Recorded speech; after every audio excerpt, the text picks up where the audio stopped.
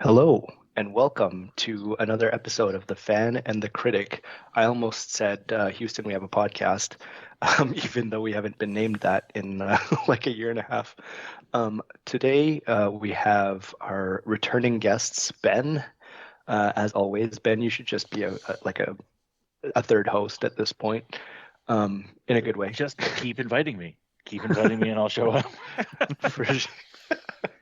And Peter, who was on, was it the last podcast we did? The last Yes, it was episode the we last did. one. So It's this the is a very last- back to back so with you're me. back to back. Yeah. We're going through for the three-peat next episode. Damn, that's a good one.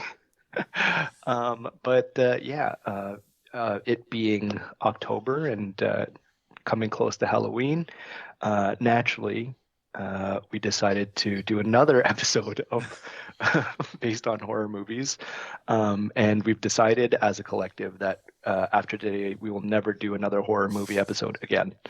I'm just This is kidding. also like the Everyone. third time we've said that on this podcast, and yet here we are. And speaking of that, another person that I spoke to join the podcast in the future, I was talking to him and I was like, "Hey, so what do you want to talk about?" And he's like, "Well, I'm really into like cosmic horror and like the occult." Oh. And it's like, "Okay, well, maybe another one, maybe one more." Anyways, I digress, as I usually do. Today, on our Halloween podcast, we are going to be talking about some very well-known horror franchises, and giving them our own little grades and kind of debating, because I'm sure we'll have a lot of disagreements there. And then after that, we will play a spooky game of Can You Survive a Horror Movie? Ben, Peter, and Carson have minimal information as to what that game entails, and I'm very excited about it. And the winner, as we've discussed before we recorded, the winner of this game will receive top billing on our Instagram post. What that means, yeah. I don't even know yet, but it'll be a fun one. And then to wrap it up, we will each recommend one of our favorite rarely seen horror movies. So to kick it off, we have a list of we've condensed our list of 6 famous horror movie franchises, and I well aware we've left a lot out, like just some honorable mentions like Friday the 13th. We didn't include that one. We tried to like give a big variety, or like cover all our bases of like supernatural, zombies, slashers, etc., but not include too many of each one. So, does anyone want to volunteer to list out our our franchises and kind of tee it up for I the have audience? them written in front of me, so I'll go ahead with that one. So, as you mentioned, Paulo, we tried to go for a little bit of a variety here. So, first up, I'll run through them first, and then we'll talk about our ratings later. So, we have Jaws, which is kind of our creature horror, although, well, real animal horror. We have Evil Dead, which is your comedy horror, followed by Scream, which, while also comedy, is a little bit more of that halfway between slasher and comedy. And then we go full slasher for our fourth one with Nightmare on Elm Street franchise. Fifth is Alien, which is why I said creature horror kind of doubled up on this one, but this one's more space and whatnot. And then ending up with Night of the Living Dead, specifically the Romero zombie movies. I'm not sure whether we decided to include remakes in that or not, but that franchise, I would say, before we jump into this, like, I don't know about you guys, I did not watch every single sequel in all of these franchises. Some of these goes on very extensively, but I think we'll cover like the main cohort of films here. Well, I mean, just to be fair, like the Dead series, there's got to be like 50 of them, and we thought of this idea like a week ago. So The legitimate Night of the Living Dead is like 6. There's a lot of movies that just put the words of the dead in it that are not the actual franchise. yeah, but I mean, even counting the ones that have some sort of involvement by George A. Romero, there's a lot. Like even some of the newer ones, like some of the newer bad ones, which I'm sure we'll speak about. But there's a lot. All that to say, there's a lot. All right, so maybe I'll run this one and we'll go through it. So I'll call out you guys, and I think the way that we decided to run through this was we'll go through Jaws first, and for each one I'll ask for your rating. We're calling this like the school grades rating, so A plus to F minus. Um, what would you kind of rank this franchise and give a little bit of reasoning why? So for Jaws, how about Peter? You start us off. How do you feel about the Jaws franchise? Okay, so with Jaws, there was a development of like thalassophobia for myself as a child. Like I still to this day, I still get creeped out about being on like open water and stuff like that. But I remember being shown this movie way too young when my mom was out on a work trip, and my dad was just like, "Well, this is how I saw Exorcist as well. Like, no one's gonna say no." I say, like, watching Jaws from the beginning, like from all of the series, it started off at like an A plus, and then it slowly devolves. Right when you get down to about Jaws 3D and then Jaws 4, like you're looking at like a solid D, like maybe even like an F. I think Jaws 4 only has its saving quality as Michael Caine in it, which like he plays like the rich yacht guy that is dating the grandmother of the kids. But honestly, the story behind Jaws and like the development behind Jaws was something beautiful for me, and like how they just ended up creating a POV horror. I don't know if they created it, but going down that route and just building that plays with your mind. You're like, what does this shark look like? You know what a shark looks like, but you're like, how big does a shark look? And then you get glimpses, and I remember like that glimpse of the guy getting knocked over in the boat in the first scene, and then you see like just Jaws coming up like from a top down shot of it just going to the guy's leg, and then it cuts away from it, and like as a kid, whew, that destroyed me. But then you get to Jaws 3D, and like it's just you're like, okay, I'm good. I think I've seen enough sharks. Yeah, just to build off that, I do not fuck with the ocean in that way because of that movie. 100%. And it's so crazy. They didn't even have to show me the Jaws. They show me that dead body off the first jump, that first jump scare of the dead body in the water. And like that traumatized the heck out of me. I was convinced I was going to see a dead body underwater anytime I'm freaking swimming in a lake. Let alone, the anxiety that comes from looking down and not being able to see what's beyond a certain, where the light touches. And that is 100% Jaws' fault. Now, I think very salient points about the original being sort of the movie of the Jaws franchise. Like it's great and it's awesome, but after that, sharks are a problem. So in that way, I would give it a C. I'm going to go C, because one of the movies was pretty good. Yeah, and I think that's a C. And sorry, Peter, not I'm making a Jaws pun. I'm making an Instagram post here. So what is your overall rating? Okay, so overall rating, yeah, a good point, B-Ball. I would probably say, for myself, Jaws would be in the B- category. Just because Jaws at a water park is a fun idea. Jaws at a vacation resort is a fun idea. Executed way so poorly, and then Jaws 4, you're like, what are you talking about? Come on now. I think there's a size chart you can find online where it shows you the sizes of all the sharks from each Jaws movie, and it just gets ridiculously more bigger as time goes on. And you're like, we're getting into Meg territories, which honorable mention to the Meg and Lake Placid spiritual successor, well. Meg, Lake Placid, Deep Blue Sea. Deep Blue Sea is great. Oh, so good. Yeah, all of these terrible, like, what if there was a shark that was pissed off at you? Like, movies are just, Yeah, Jaws is their granddaddy. Absolutely. Those types of movies were making, while I was watching this, were making me think like, can you do like a serious Jaws type movie again? Like, or taking that even further, like remaking Jaws? Because I mean, I'll talk about how I felt about it because I saw it for the first time, but I just want to leave it at that first. Like, can that be done? Because everyone has that fear already, even people who haven't seen Jaws. Like, I had that before I watched it.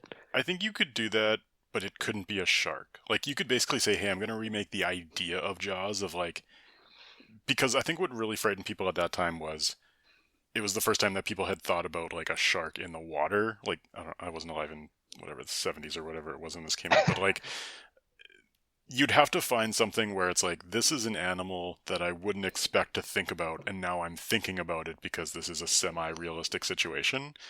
Shark has, like, as you guys meant, like, way too many shark movies out there. I don't think people have, like, it's not shocking anymore. I don't know what that animal would be, but you'd have to find a new animal.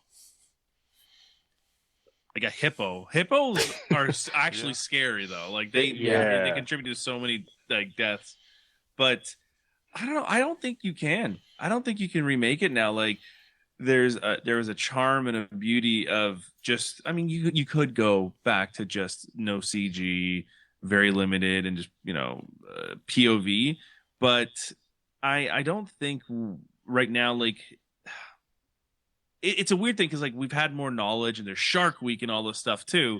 I think there's just so much knowledge out there now that like you quickly release like a Hippo the movie and it's like then BuzzFeed's like 10 reasons why Stomper isn't actually accurate kind of thing, right? And then you do that, right? So I feel like it would just discredit it so quickly after it goes out. Yeah, that's fair. I mean, I know. Like I know there was all those stories about people who loved sharks or like scientists, like marine biologists, I guess, who were after Jaws came out were working really hard to make people like, hey, look, sharks aren't that bad. I think like to this day, it's still a thing. Yeah. But yeah, I mean, Carson, did you want to give your rating first? Yeah, so I on the point of like obviously Jaws 1 is a very good movie, Steven Spielberg movie. The sequels drown off. Like that's going to be a common theme for almost all the franchise we talk about. So I'm not going to rate it purely on that. Like, and I think Jaws 1 it's just a good movie. It's not necessarily a horror movie, at least for me. Like maybe it hit like there's no shock value for me because I saw it like much later. But what made it good was its restraint.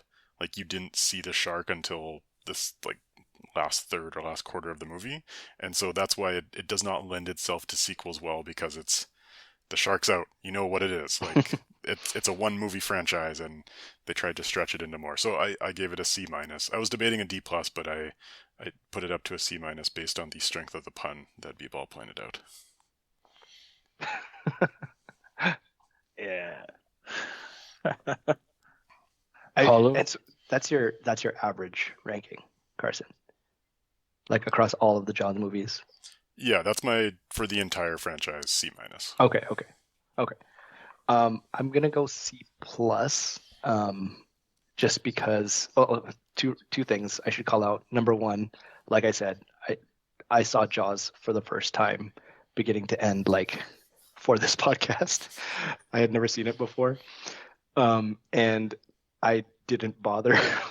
I mean, not didn't bother. I didn't get to the other ones. I've just heard that they're not good. But knowing that the first Jaws is the best one, everyone loves it. It has that like historical significance. I give it all the respect of like being the first one and like instilling that fear in people in the ocean and in sharks, but as a movie, I wouldn't recommend it to someone else who's never seen it before today. Because like I just didn't think it was that great. It's got to be built up for you too at this point, right? Like you're an adult man, you haven't seen Jaws yet.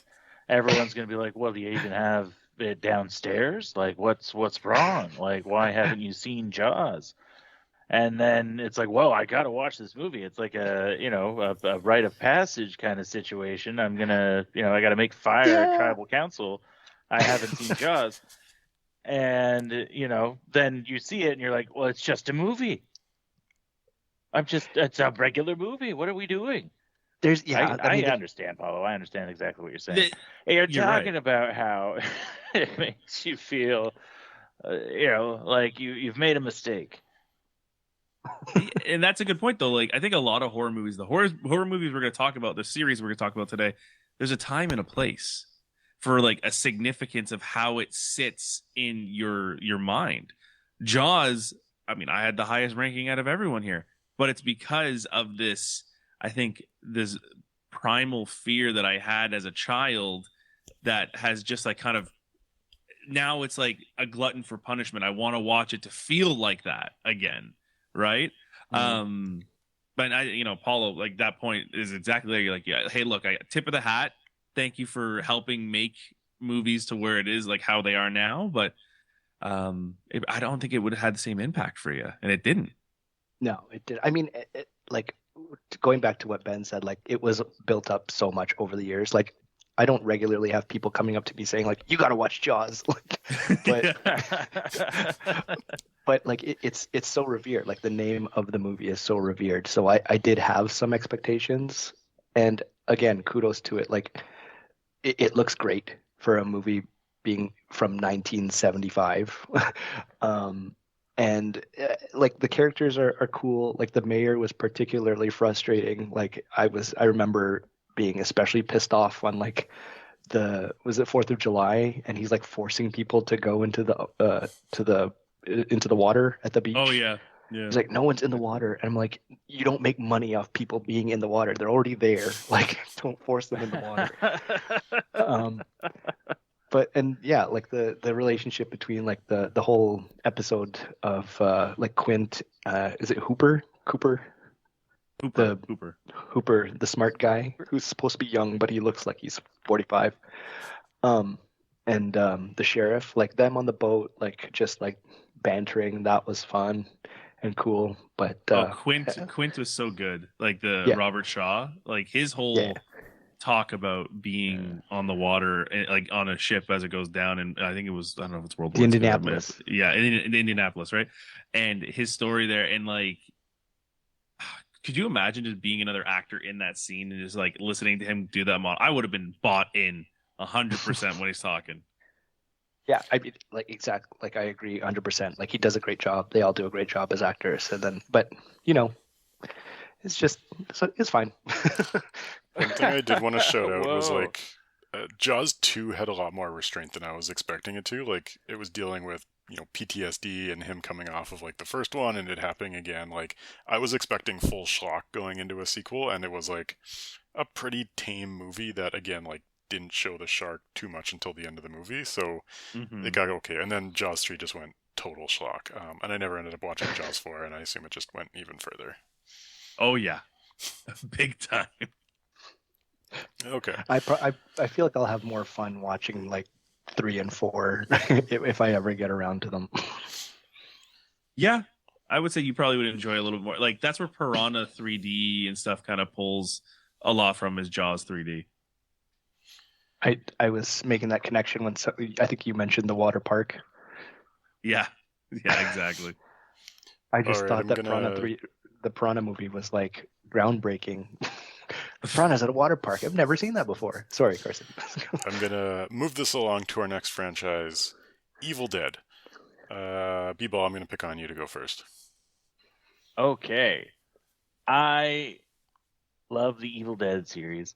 I have been a fan of it. It was like the first scary movie that I really watched and was a scary movie.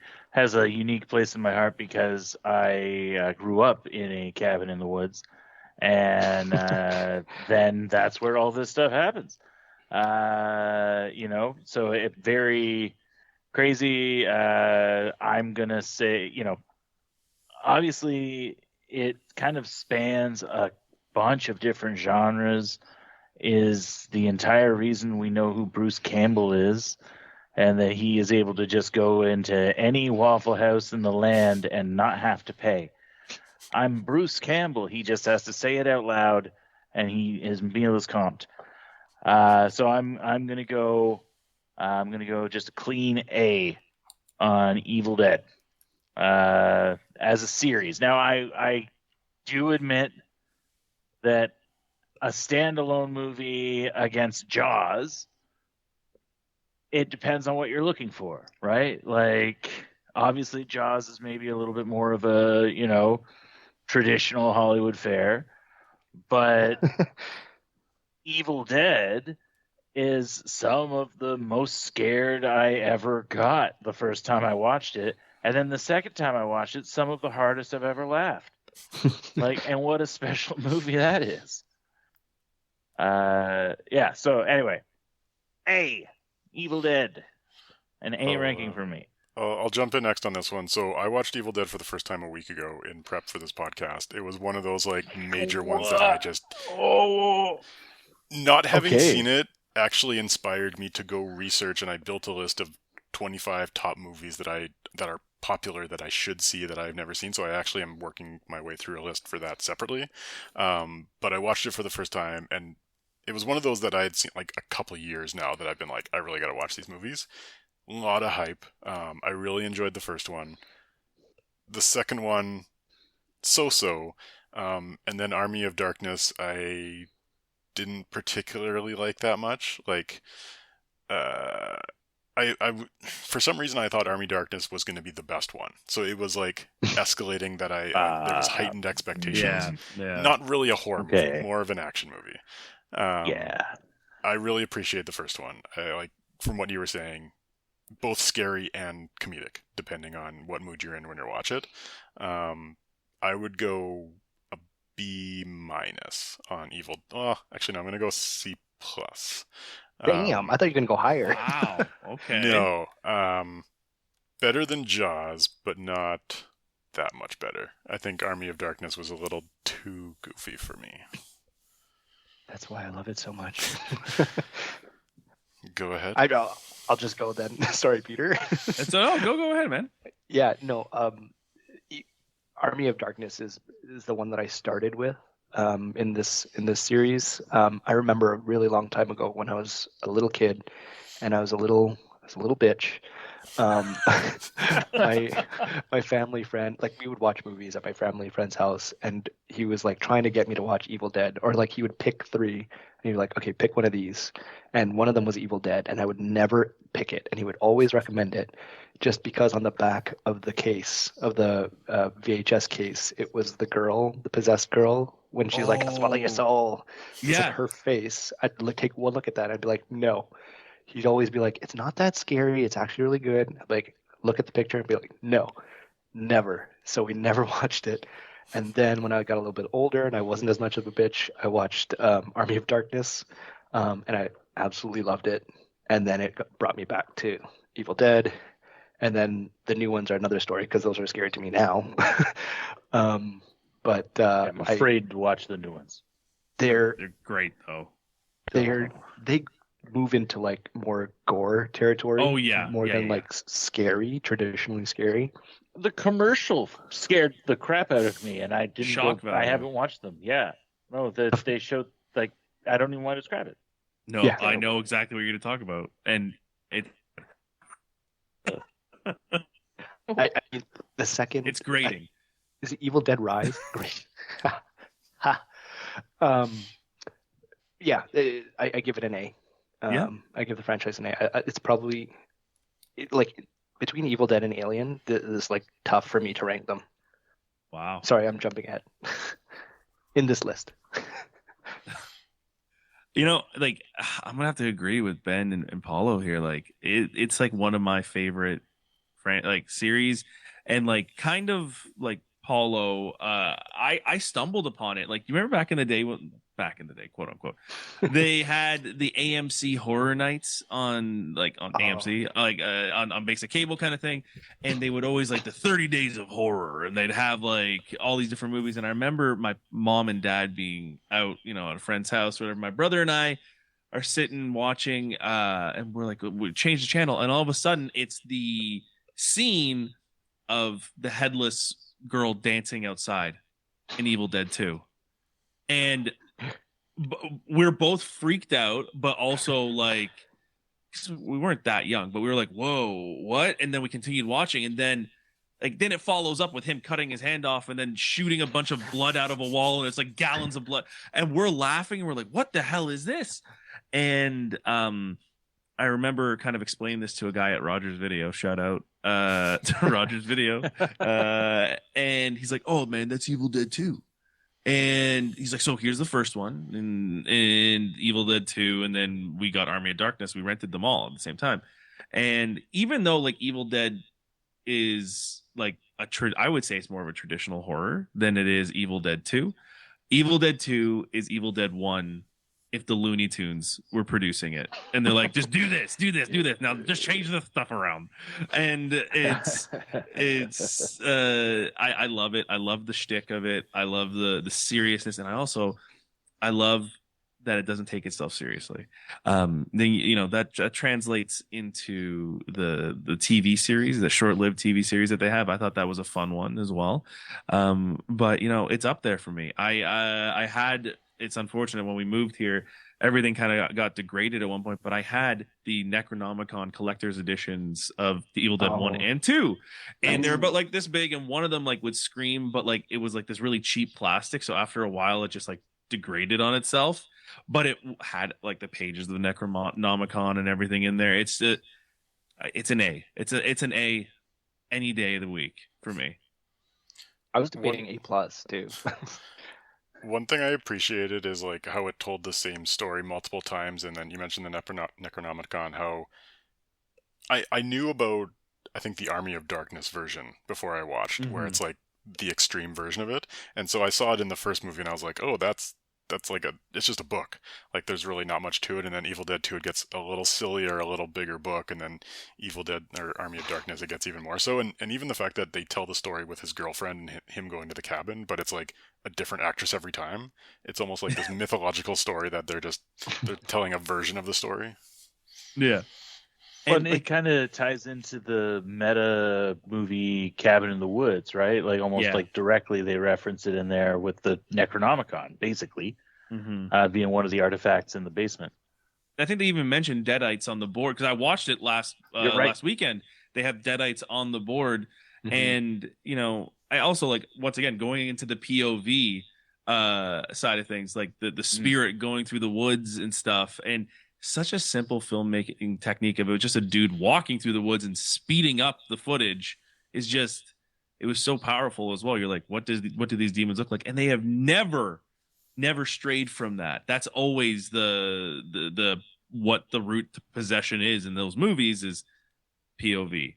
And then with Evil Dead and Evil Dead Rise, yes, it goes more into the, I would almost say, Cronenberg body horror shock-esque things, but still, those ones, they stand alone. And Bruce Campbell has his touch in each and every one of them. He's the voice in the Necronomicon and Evil Dead Rise, and he's at the end of the credits in Evil Dead. Ooh. It's literally him just going groovy, baby, and then the camera zooms in, and that's it. Nice. It also, like, big shout out to Sam Raimi, because like in all the other things that he's done, like a lot of the other things that he's done, especially like some of the more mainstream movies, like what's it called, the Scarlet Witch movie that comes to mind, or sorry, was it Doctor Strange? Doctor Strange. The Multiverse of Madness. Yeah, like we've talked about this on the podcast before, but I think that one wasn't really liked by very many people, but just the influence, like you could feel the influence of Sam Raimi. Throughout the whole movie, and it's almost like it's the closest thing to a Marvel horror movie that there is. I told Carson this, I've said this on the podcast before, but when I was watching it in the theater, I could hear the two girls behind us while Scarlet Witch is like chasing Doctor Strange and Rachel McAdams through like the base or whatever, after she's killed the what's the team? The Illuminati. The Illuminati. That's it. after she's killed them, so she's like chasing them like with her eyes glowing, and the girls behind us were like, "Why is this movie so scary?"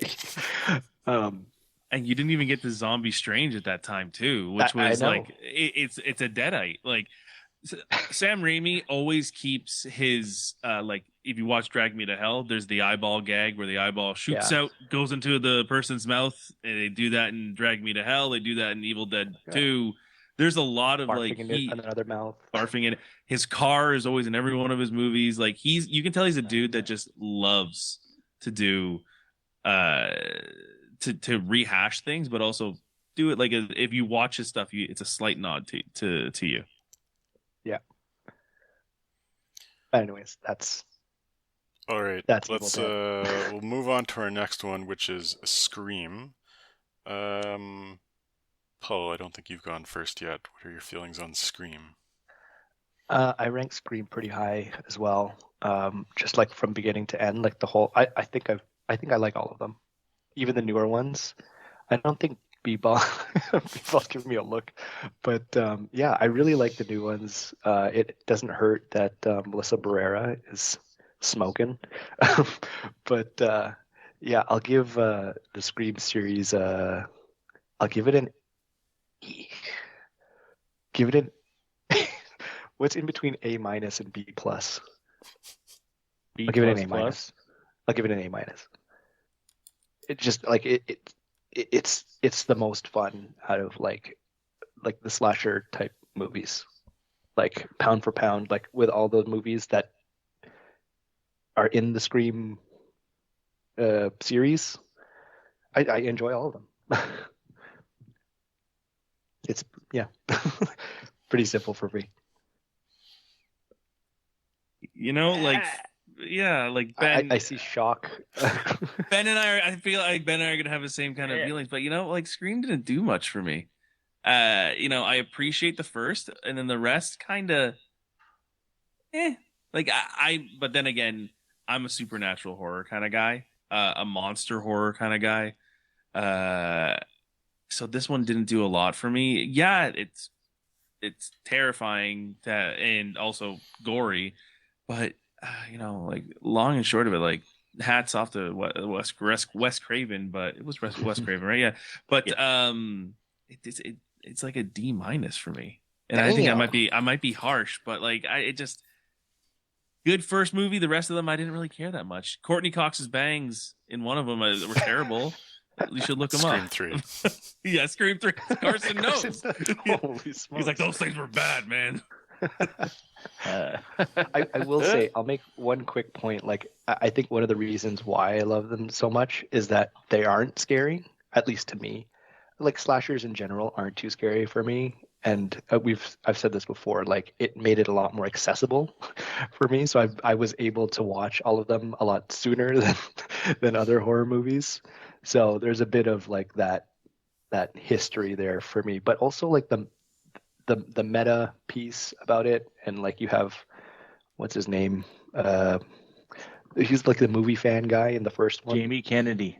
JP. Sorry, I don't want to know. I forgot his name, but Jamie Kennedy, like him, like just explaining all the tropes, and actually throughout that whole first movie where they're talking about it, it still carries through to the rest of the series. Not as well, but that like did a lot for me. It was enjoyable to watch. So yeah, that's why I rank it so highly.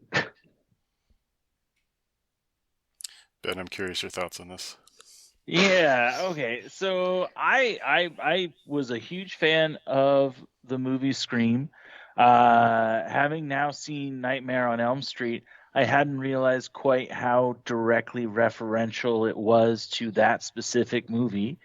And then you can actually see, I feel like every other movie in the Scream franchise is referencing the first movie, and then just over and over again referencing it and referencing it and referencing it. And then so by the time I watch Scream every few years, like it just ends up in my rotation. I end up watching it. The sequels not so much. I made a conscious effort to watch Scream 5 and Scream 6 for this podcast. And so Scream 5 is, I was telling Paulo about this. It's really quite an impressive cinematic feat. that they were able to get the shots that they got in this film from inside of its own asshole. Because holy crap, it's walking you through the whole thing. Oh, it would be crazy if we were doing this thing, which we're definitely doing because that's the trope. But what if we subverted it? But man, if we don't, you don't know. Everyone seems like a shithead. Like, and then and it honestly feels like with 5 they got tired of it themselves. Like they were like, all right, we're continuing to do it. And then 6 is more of that. And there's been some pretty I saw some online discourse where people are kind of bummed out about the 6th because there's a lot of stuff that kind of changes. Like 1 through 5, the whoever takes on the Ghostface killer mantle, it feels like they're getting pretty tangential away from like the core conflict with like the Prescott family. And yeah, by like the time 5 and 6 rolls around, they're kind of talking about the same thing and they're exasperated, right? Like, okay, well, somebody's trying to be the Ghostface killer. All right, well, it's watch out for the love interest. And are there any people in your life that only have shown up in the last 6 months? And, law enforcement can't be trusted. And every time, that's all right. Like it's all they say what is going to happen, and then they do it, and they're like, "You thought that was really going to happen, or didn't you? Because it would be a subversion for us to do what we were going to say we did." And it's like, but like, Yeah, that's great. just because it's a magic trick doesn't mean I'm satisfied that they've been telling me what's happening the entire time. In retrospect, Maybe there's a comfort in that, though. Yeah, C minus. So I'm halfway in between you guys. I think it's a good comfort horror movie. Kind of what Paulo was saying of like, it's not too scary. It's just a little bit scary. You got like enough to keep it going, but it's not like a Conjuring movie where I'm going to be all anxious coming out of it or something like that. I also watched it for the first time a week ago, so it's something that had built up and I had only recently watched it. I only watched the first 3. Scream? I had never watched any of the Scream movies before like a week ago. I watched the first 3, and honestly, I might keep going after this podcast on my own, just because now I'm curious. I hate the meta aspect. It honestly makes me ashamed. You are in luck, sir, because they stopped. Okay, good. Because that Jamie Kennedy guy makes me ashamed to be a guy with a movie podcast. Whenever I see other people talk about movies, Carson, I was lying. Whenever I hear somebody talk about movies, and this happens the same, like when I go to a film festival and I have to sit in line with like film school people, it's like, oh god, people who talk about movies are the worst. So I did not like that aspect, but just like it's a light slasher. It's not as much as you would get out of like a Halloween or a Nightmare on Elm Street or anything like that. It's just a comfort horror movie. So I'll give it a B, just a B. I'm disappointed that you haven't seen 5 and 6 because I want to say some stuff right now, Carson. But maybe that's for a later time when you've had a chance to look at it. Because, here's the thing, okay? Some of that stuff is so frustrating. They're so inconsistent with how many stabs it takes to get to the center of a human being. Some people get stabbed 100 times and they're good. Some people get stabbed once and they're gone.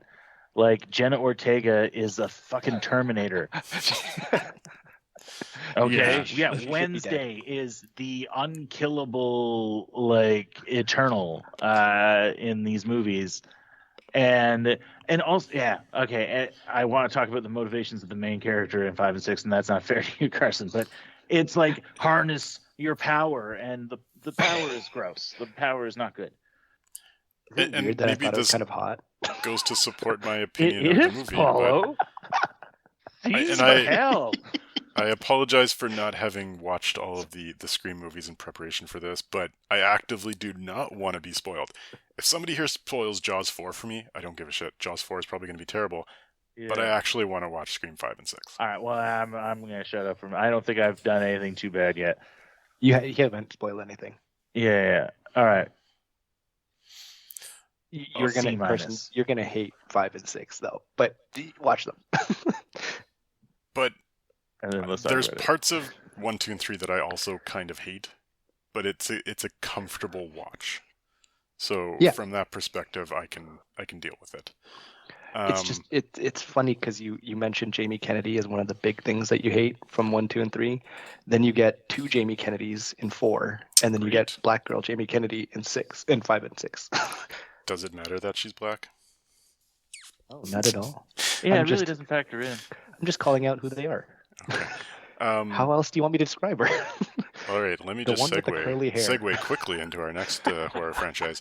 So I'll go first on Nightmare on Elm Street. And I'll get this out of the way first. I do not like Nightmare on Elm Street. I'm going to give this a D-. It's just, I feel like either it catches you or it doesn't, and for me, I'm just on the outside, and I don't like Friday the 13th, Halloween, Nightmare on Elm Street. I don't really care too much for them. So I'll put that as a D-, but I'm sure someone here will disagree with me. Well, it ain't gonna be me, Carson. Now full transparency, I've seen a few of the sequels a long time ago. I watched the original Nightmare on Elm Street for this, and you cannot find the sequels to stream online legally in Canada. They are not available. So I'm very restricted, but it was very I liked elements of it. Like they introduced the idea of Inception. That was cool. I hadn't realized how much it launched the ship that is both the Scream movies and subsequently the Scary Movie movies. At least 1 and 2. Like it really did influence so much stuff. Some of the storytelling is frustrating. Like, how does she know who Freddy Krueger is? Oh, because he says his own name when he's walking around. Like, that's the only way that there's a connection there.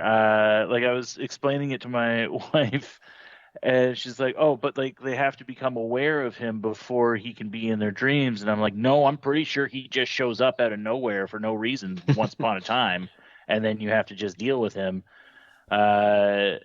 So like, I'm just gonna say, I'm gonna put it nicely in the D area. And it's more me. It's a more me problem. Also, I didn't quite get what the vibe was from the slasher side of things with the female leads. Like it was like a lot of like weird stuff, like the glove coming out of the toilet and like Yeah. or sorry, not toilet, the bathtub, and like dragging down from like the junk area, and like a lot of like I didn't check ages on the actresses in this film, but like hopefully everybody was an adult, because like it's weird. There's weird vibes for what are supposed to be high school students being impacted by this Freddy Krueger. But again, it's part of the horror that is Freddy Krueger. Like that's who he's going to go after because he sucks. He's an asshole. I think that's intended to be part of his character, that he's a little bit of like a Yeah. child predator. A perv. Like, it's a sexual Yeah. thing. Well, yeah, he is a child murderer. Well, they kind of stray away from pervy to just child murder, at least in the initial one. Until the remake. I haven't seen, Yeah. Like, again, They just I guess they fully get more lean explicit. into it. Gotcha. Okay, cool. Well, I didn't like it before that was overtly explicit. So I'm gonna say D, and I'm gonna get out of here on it because some of you guys have watched the sequels, and I'm curious to hear about those. Maybe other people haven't watched the sequels. I don't know. Go ahead, Peter. All right. Well, here's the thing. Like when Freddy versus Jason came out in 2000 whatever, or just 2000, I don't know. I distinctly remember having an argument with my brother about which one would win, and I was always Team Jason, and my brother was always Team Freddy. And I still to this day hold the same belief that Jason would win. But anyways, Freddy Krueger to me always was very annoying. Very like, "Ooh, I got you." And like, he's like so schmarmy and just like He's the like Deadpool of killers. it's the Deadpool of killers. Yeah, great. That's a great analogy. And Rick and Morty make fun of it too, and they have like Scary Terry. Scary Terry. He's like, "Hey, what's up, bitch?" It's because he always says that, right? Now from the movie itself, the first Nightmare on Elm Street, I will say, fun, but weird. I will say fun but weird. Like the first the first scene that actually when I remember is like when they're having a party and then all of a sudden the guy and the girl go upstairs, they fall asleep in the bed after fooling around, and she's like being spun in the air and getting like stabbed multiple times, and you're like, what the hell? And then the movie, like, the spoiler to an old movie from the 80s, but the thing that made me laugh the hardest in the movie was not even intended.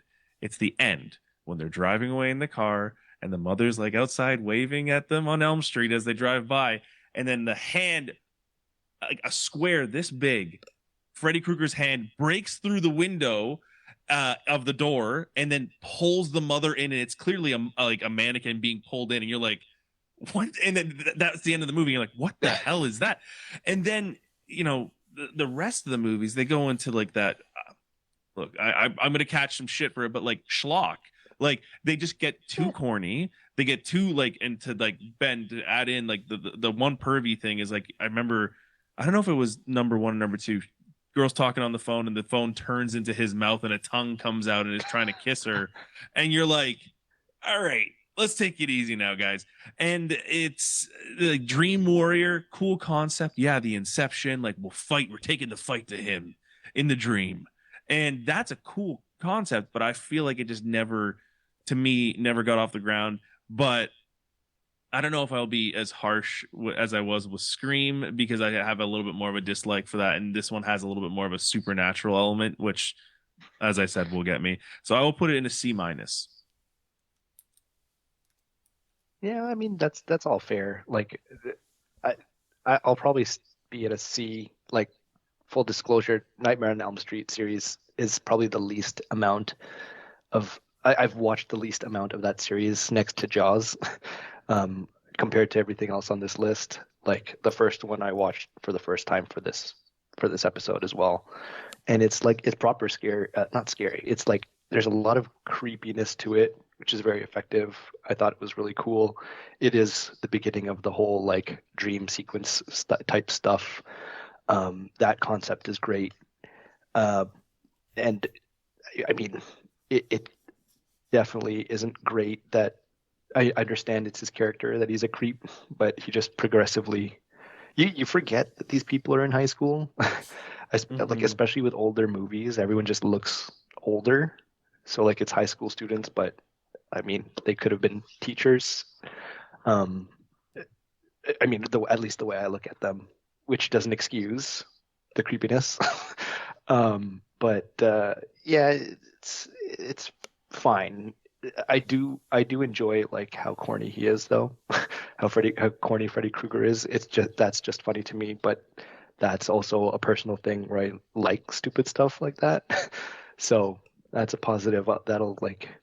That bumps it from a C- to a C.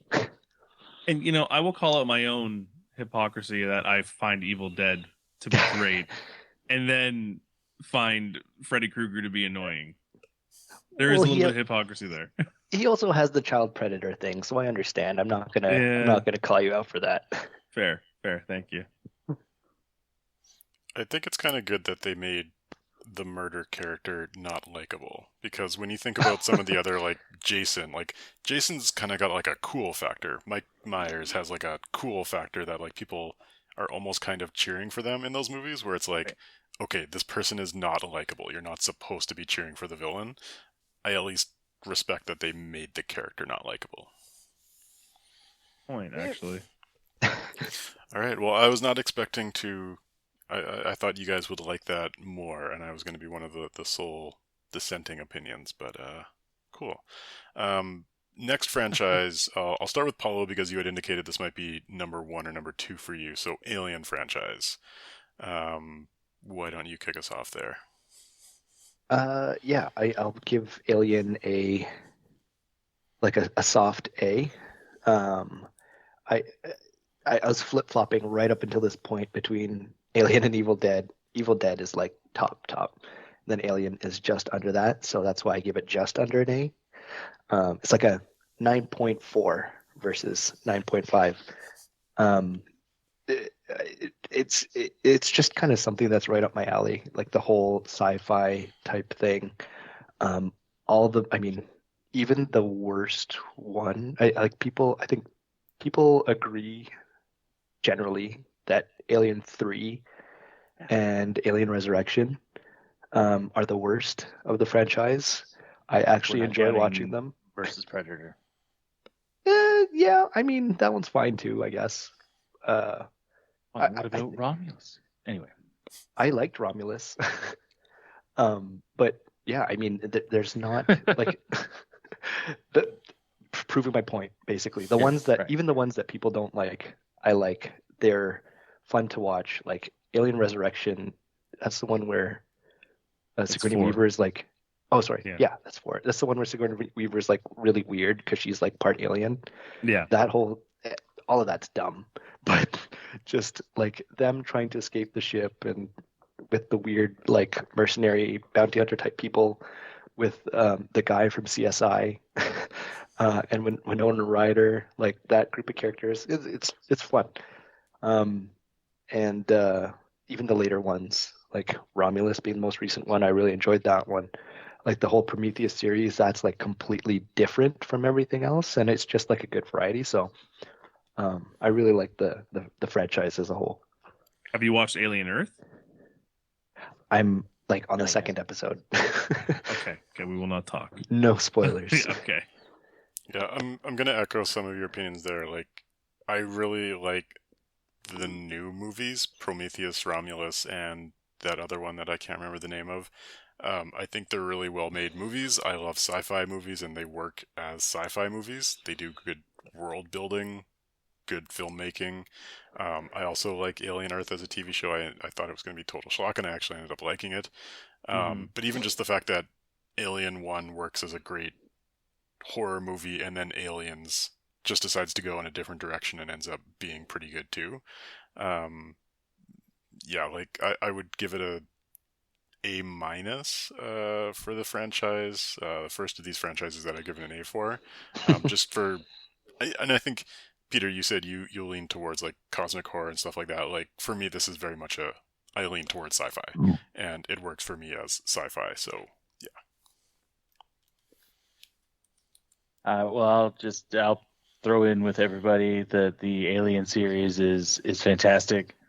It basically pushed out any other alien based horror. Like it's almost the dominant alien species IP other than Predator. If you think about Critters didn't last, like that's where you jump straight to Critters. I don't know. Well, name another. What's the next one? Like Mac and several. Me. Okay, yeah, exactly. Nuki. You only got one movie. Yeah. But yeah, like so much like lore and different ways of different launching points in the Alien universe that you could see and do.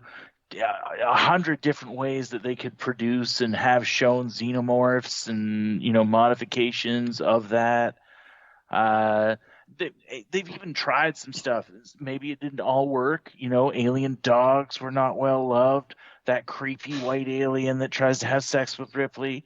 There's some stuff that is controversial, but like it speaks to how rich the sort of the history and all the like world building, to your point, Carson, that he did is just, it's so good. And I like the interconnection between it and the Predator. I think that's neat. I've even watched the AVP movies, even though they're trash. I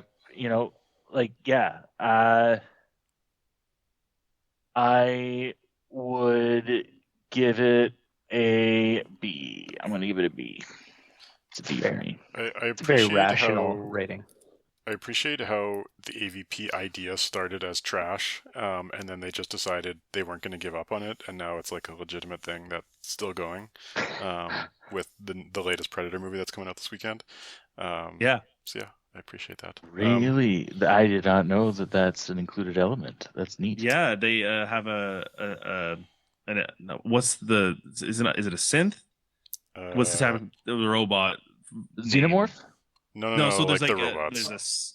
there's a hybrid. There's Android. It's an Oh, Android. okay. Yeah. Like the things that when they get cut, the milk comes out. Yeah, That sort of thing. so- Yes. Okay, yeah. Dakota Fanning. No, sorry, the younger one. Elle Fanning Elle is playing a robot. The I don't want to say an android that's strapped to the Predator's back, and they're going through an alien future planet Right. and all that stuff. Oh, Which, I mean, cool. we're not talking about Predator, but those are great movies too, right? Like, it's such a good one. For me though, like as a creature guy, Alien is up there, even with like the concept art, the artwork, which is sometimes a little oddly sexual, which is a H.R. Geiger, right? But every one of these movies, even Alien 3, Alien 4 has its like, to me, Alien 3 is up there for me as a cool idea of being trapped on a mining planet while an alien is chasing you, kind of thing, is a cool idea to me. If you're gonna ask me like what type of alien person am I like a Commandos James Cameron aliens, or am I an alien on a ship alien?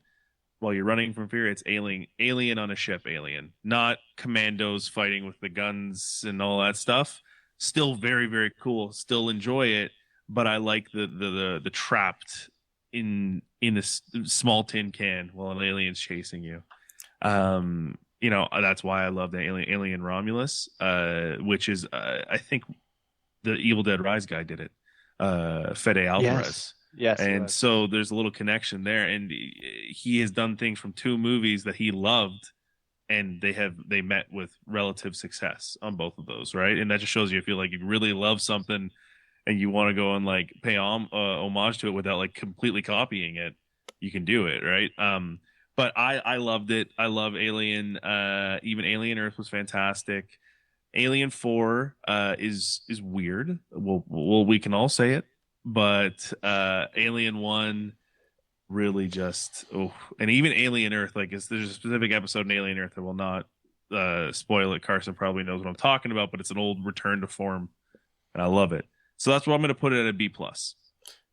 The one follow-up I'll have from what you just said is, like, I am also a stuck on a ship type Alien fan, but they've done it enough. And so I appreciate Fair. that in a lot of the earlier movies, like a Prometheus, like, it's kind of like they tack on alien in a ship at the end of the movies for like a little bonus, but most of the movie is not about that, because you can't make 6 movies of aliens stuck on a ship. Like, that's going to get old. So I do appreciate they try to build out the world. They try to put them in different scenarios. I really forget the movie that came after Prometheus, but just all the weird Michael Fassbender. Like, Alien Covenant. Covenant, thank you. Okay. I just love how weird that got at times, and just appreciate something different. Yeah, because like they went kind of like a biological warfare route in Covenant a little bit, with the engineers and all that. It is weird, but it was interesting. I found it. I know people say dabbled it was just a schlock. little bit of philosophy in those to give you something to think about, but not so much that it becomes pretentious and annoying. Mm-hmm. Yeah, I mean, Yeah. oh, sorry. No, go Real ahead, quick, Paulo. Go ahead, Yeah, Paulo. I was just going to say the one gripe that I have about the newer ones, and I think it's like it is one of the more interesting ideas, but I feel like at points it focuses too much on like the android element, or like Michael Fassbender. It becomes the Michael Fassbender movie rather than the Alien movies. But that's like a very small gripe. I feel like we got to come back and talk about Alien Earth after you're done watching. Yeah. All right. What Peter, rating were you giving for it, Peter? B+. Any last comments on Alien? All right, I'll move on to our last franchise that we'll be talking about, which is the George A. Romero Night of the Living Dead franchise. I think there's some debate around which movies constitute this franchise, but I think we're going to stick to the core ones. B-Ball, how about you start us off for this one? Okay, the core ones meaning any movie that ended with "of the dead." So I love these movies. This would be one of the first movies that I really stomached seeing that was super scary. Dawn of the Dead specifically, and then I went back and watched Night of the Living Dead, Day of the Dead, Land of the Dead, Diary of the Dead, Army of the Dead. I think those are pretty much the core ones. I might be missing one of the Deads. I even checked out the Return of the Night of the Living Dead because I wanted to see some punk rock nudity, y'all. But it great series of movies. I appreciate the social criticism centered around capitalism and excess and all that good stuff. The creature effects have traditionally been really quite good. Uh, Very excellent at having you kind of suspend your disbelief that you're looking at an animated corpse. Like I've just really bought into it a lot. Like I'm not thinking, oh man, that guy's doing some really good wailing. I'm thinking like, shit, zombie with a gun. Like, so yeah, cool. And then I appreciate that there is some progression in terms of the behavior of the zombies as the series progress, depending on which track you're following. And then like the Dawn of the Dead remake hit me at a time in my life when I was really like ready to see a freaking horror movie with zombies in it. And that for a while there again was kind of the horror movie that I would watch. Like if there was going to be one that I'd watch, the Dawn of the Dead remake with like Sarah Polly in it and the just hardcore Nine Inch Nails metal sparkle horse stuff. When the man comes around, Oh yeah. like at the credits, and you're just getting so pumped the fuck up, you know. Yeah, super good. And then yeah, like Land of the Dead, Army of the Dead. I know some people might be shitting on it. I enjoyed Army of the Dead. I don't know. Sue me. Don't count it. Whatever. But it's good. And then yeah, Diary of the Dead was weird. If you saw it, it's basically about a bunch of people trying to deal with a zombie breakout, but like they're at a house in the Hamptons somewhere, just them. But I like that about it too. Like something that I appreciate about a lot of zombie movies, and this one in particular, is they don't know how zombies showed up. Like you wouldn't know. You would have no idea. You're left trying to fill in the pieces. You're not Brad Pitt in World War Z, and you like, or the Will Smith in I Am Legend. Like you didn't make it happen. There's no way that's the story for most people. It's going to be, well, I went to take my laundry out onto the line, and then, the next door neighbor tried to eat me. So now I live in the second floor of my house until I get tired of shitting here, and then I'm going to have to figure something else out. Like that would be most people's zombie apocalypse, like starting point. And I feel like these movies oftentimes that's where they're coming from. Like they kind of get you going, and then yeah, obviously this is also where almost all zombie movies kind of stem from. Like one could make the argument that the book I Am Legend kind of drives it, and a little bit of Mega Man, whatever. It's yeah, so it's an A+ for me. I feel like it launched a bunch of ships. And Night of the Living Dead, commentary on racism in America at a time when people weren't talking about that very much. So in some ways, kind of very socially conscious, which is a strange thing to have in a movie that you're also like, I think they got somebody that's missing their torso to play a zombie so they could do that practical effect. Mm-hmm. Anyway, that's me. But did you give it a ranking? I think I screamed A in there somewhere. A+. Yeah, there it is. Yeah, like you had mentioned, like the social aspect. Like I would say those are core to all of the movies. I didn't watch Diary or Army of the Dead from the your description of Diary, it sounds like it has a social aspect as well, but they always had some type of class warfare involved in it. And the movies are more about dealing with people as you're dealing with an extreme event as opposed to being about zombies. Like 28 Days Later, World War Z, it's very much about the zombies, the lore of the zombies, how it happened, so on and so forth. But I just feel like in most of the Night of the Living Dead movies, you could replace zombies with something else. And I would say The Mist is probably a movie you could just fit into that same franchise, because it's really, how are you dealing with other people as you're dealing with like this, larger circumstances. And I think as we all went through COVID, you can probably imagine how it is to deal with the rest of society dealing with an issue. So I appreciated that was always part of the movie, but not too. Well, Land of the Dead got a little preachy, so I would say that was the one part for me where it went like maybe a little bit too much overboard. But the thing that I loved the most about them was the practical effects. Yeah. Weird, like, yeah, they talk about like fast zombies being scary, but like Day of the Dead, bad makeup, but the fact of like a zombie like slowly pulling your head off, and then you see like the practical effect of somebody's mouth still moving as the head is being dragged away. Like the effects are just so good, and I enjoyed those so much. So I would say I'm also gonna put, well, I'll maybe give this as a B plus, like slightly below Alien, just because I like a lot of other stuff in Alien, but I really really appreciate these movies and just kind of all the little aspects that build up to them.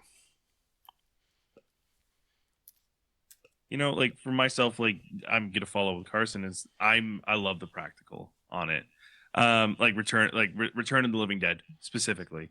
Like the one scene that I always think about is the morgue scene where they're interrogating the zombie, and because the zombie's actually able to speak, and, then but you don't get anything out of it. Just saying that they just want to eat brains still. That's because they need to. But like the practical effect on it is amazing. And to think that was what 1985. Those amazing practical effects, like Greg Nicotero and all these guys who did go on to do Walking Dead and all these things. But man, like those are the things that really stick with you too. And Carson, that's a good point too. Like you have a guy who's on a table, his head's through the table, a fake body's there, and they have zombies just pulling, and he's like trying to grab everything out and trying not to, try and contain everything. It sticks with you, man. And then, but yeah, like I think there was a time I want to say it was around 2012 for me where like I was like really into the whole zombie idea, like of you remember like everyone back in the day, what's your zombie apocalypse plan? And I never had one of them, but it was always fun to kind of think about like what you would do in those situations. I mean, I probably would just cry, but Land of the Dead, that's the only of the Dead movie I own. Oddly enough, I think I might have got it as a twofer, probably an HMV. You know what I mean? But then you find out you're like, this is filmed in Toronto. Like you're like, what's going on here? Like there's a lot of scenes that are filmed in Toronto. A lot of Canadian actors too in it. And George A. Romero had a huge reverence for Toronto and everything too. Like I think growing up here, there was a lot of buzz around zombie movies because Romero would film a lot of the stuff here. Zack Snyder did the remake over here. I think it was Zack Snyder. Yeah. And like the Zombie Walk, the Toronto Zombie Walk and stuff like that. So there is a special place in my heart for a lot of these zombie movies. That being said, it's like I can't just sit and watch them all the time. I will let it go a few years at a time. So I'm going to put it at probably a solid B for me.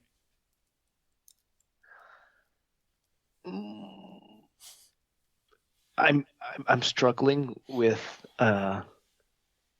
including a lot of the later ones that follow the rules because George A. Romero did write or produce or direct them, so I'm including them. And I've mentioned this one on the podcast before, like Day of the Dead, like a year 2000-ish Day of the Dead with Nick Cannon in it was the worst. I don't know if any of you have watched that one for this podcast or for this episode.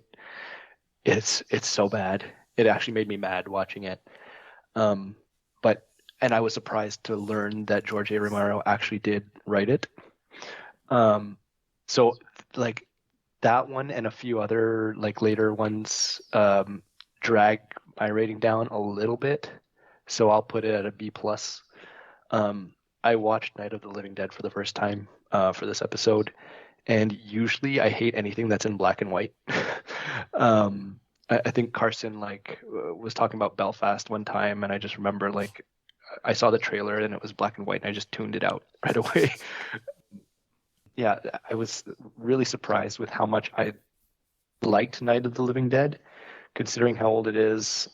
It's like, I mean, the effects obviously aren't great, but it was just like there's a bit of a novelty, and it also made me appreciate a lot more of like more recent movies that I've seen. Like at the very beginning, for example, it's like brother and sister, right? The two characters, when Barbara and the guy that gets killed right away, but he's like messing around. He's like, "They're coming to get you, Barbara." That I never knew that was a reference in Shaun of the Dead when they're like talking to Sean's mom, and then right. Nick Frost is like, "We're coming to get you, Barbara." Um, um, the main guy is like the whole Dead will walk the earth line. He's obviously in the Zack Snyder Dawn of the Dead as like a TV preacher. That's super cool. Yeah, like Candyman, the guy that played Candyman. That's a different guy, I think. It's a different guy. I'm very sure that's a different guy. Oh, damn it. Racist. It wouldn't be a podcast episode without me making some sort of terrible fun. But yeah, like just zombies have always been my thing. They're probably, again, this is the theme with the horror movies that I like. They're not scary at all to me. Well, usually, like the slow ones, especially. So it's a big comfort watch thing.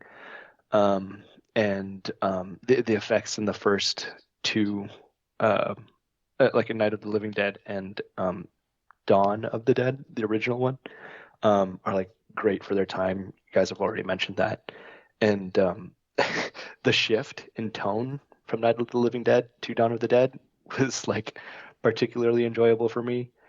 Dawn of the Dead being so like with the two deserter cops being like all like gung ho and like old timey hot shot, like speaking jive and like that one the one that got bit, and he's all like I don't even know how to replicate how they talk, but it's like super cool guy, like, "Hey there," I can't do it. It's embarrassing, but yeah, it's not often that I really enjoy an old movie like that. Exhibit A, Jaws. So I give extra kudos to the Of the Dead series. What's your rating on that? I gave it a B plus. Fantastic. All right. Well, thanks everyone for walking through those franchises. Obviously, we missed a lot of other horror franchises that we could probably talk for a very long time on, but I think we'll cap it there because Paulo has cooked up another session for us. So I will turn it over to Paulo. All right. I'm super excited for this segment, this little game that I've put together. I will be your crypt keeper for tonight. I'm glad we're doing this remote, Paulo, from the tone of that intro. I'm super excited about what I'm about to do. There we go. Selling it. Oh, jeez. Okay, do you want to introduce it? You're much better than me, but that's not put true. A lot of... I really enjoyed that. Okay, good, because there's more where that came from. Basically, this segment is called Can You Survive a Horror Movie? Starring Carson, Peter, and Ben. Each of them will have a turn to get through a customized horror scenario that I've written for them. Just really quickly for the listeners, there's an awful lot of Paulo tenting his fingers, Yes. and like kind of Steeples, touching them yes. together, and maybe a little bit of rubbing, real like Mr. Burns plotting Rubbing. vibes the whole time. So while he's talking about this, he's doing that a lot. Just keep that in mind. All right, back to you, Paulo. Thank you. And should we continue in described video by Ben? Um, if I uh, need to. So basically, everyone has a horror scenario that I've written for them. They will choose their path. They'll be faced with different decisions. One path will lead them to certain death, while the other will take them to the next level of their story. And the winner, as I've said before, will have top billing on our Instagram post for this episode. Now, For the listener at home, Paulo has taken his full penis out of his pants. Oh God, Paulo, no! No, I can't believe it, Paulo. Oh my God. I am now cutting off Phyllis's head with a chainsaw. All right, sorry. Let me just put this away. And the horror has I begun. can't be in charge of the described video is the point I'm trying to make. Okay, let's turn off the described video. Who would like to volunteer to go first? I will pick one of you if in 5 seconds. If you don't volunteer. 1, 2, 3, 4. Ben, you're going first. Alrighty. I'm doing that to punish you. F you guys, I'm about to win this whole thing. Okay. I don't remember if I mentioned this already, but we are going to determine the winner by the least amount of deaths that it takes to reach the end of the story. So if Ben chooses an option where it results in his untimely death, he will just go back to that branch in the story and continue on until he makes it to the end. Okay. I am sharing my screen for all of our listeners because I have made a fun little. There's an app. There's a website that actually makes this very easy. I should shout it out. It's called Inkle Writer, because it's free. And I may or may not have done this during a workday. Don't admit that. What's also interesting, dear listener, is that Paulo has used ChatGPT-4 to create a graphic image of what it looks like for someone to be killed by a penis. Paulo! I turned off the described video, Ben. Well, you shouldn't have shown me this image. This is a different thing, Paulo. Oh my God! It's okay. Wow. No one listens this long into the episode. This is just for the fans. This is for the true believers. Yeah. Yeah. All right. Now it's time for B-Ball to die multiple times.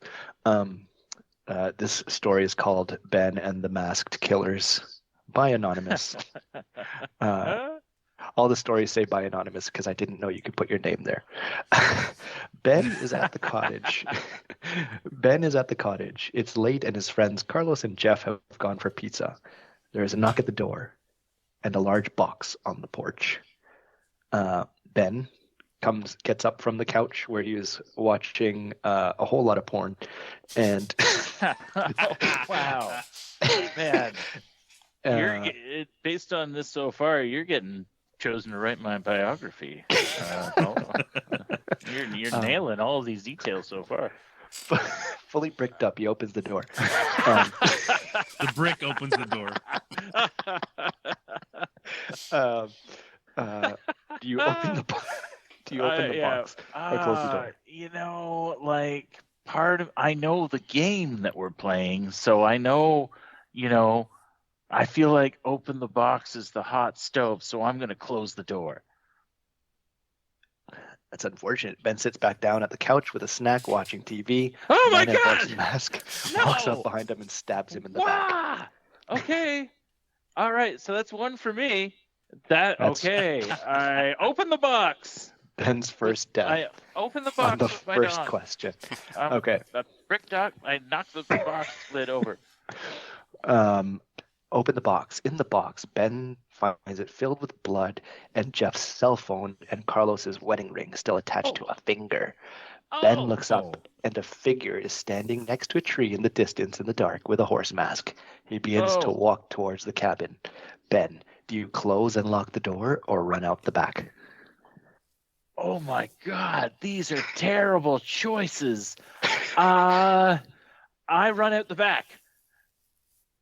That is unfortunate because Ben runs right into another mysterious Damn it! person with a wolf mask who stabs him in the gut. Okay. Stabby, Oh stabby. my God. All right, wait, a different animal mask?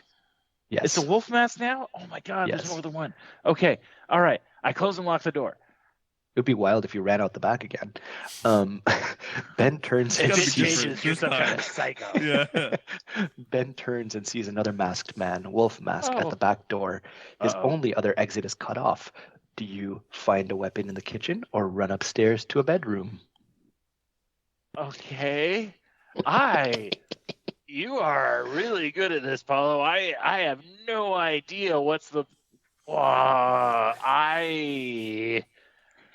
I find a weapon in the kitchen.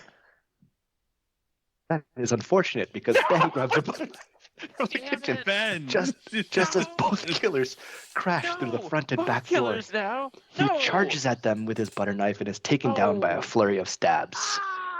Okay. Well, let's go back then. I go upstairs. Ben has now I decided to run upstairs to a bedroom. Okay, run cool. upstairs to a bedroom. As he reaches the top of the stairs, Ben hears the back and front doors crash open. Does he hide in a closet or jump out the window? I jump out the window? No. Good job. Oh. Ben, Yes! Yes! Ben lands in the backyard with a sprained, possibly broken ankle. He looks Okay. up and sees one of the killers watching him from the bedroom window. Does he Oh, no. run back through the house or run into the forest? Okay, see, I hate you right now because everything in me is saying that run back through the house is a mistake. But don't you click shit. Don't click it.